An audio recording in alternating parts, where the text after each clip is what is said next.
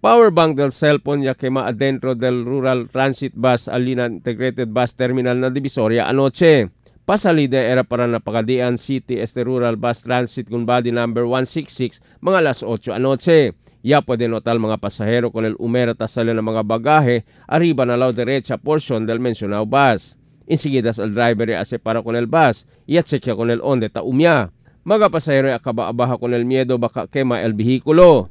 El driver si Reynaldo Reyes, ya saca con el fire extinguisher y rega con el fuego, ya mira él con el bag, ya se sale pa afuera y él llama con el police duty alina bus terminal, ya llama sila con el bombero de Bualan, pero pwede sila apaga con el fuego. Yang panik din mga pasahero kay taumya dentro. Mira yung pinsabal, di among kwan. Ya yan obda nyo aircon pero kini uno bakal ya tarde. Ya harap kami dahil nel baka mukil ya bal pasahero chino daw ile bakal ya tapos el disuyuan. Akal disuyu agak tapon del cellphone, powerbank. Namo tali araw kay mamo.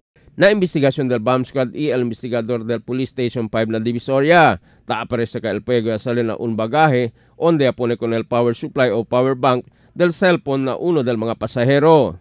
Kwan lang ke lakel power supply ba power bank del kwan.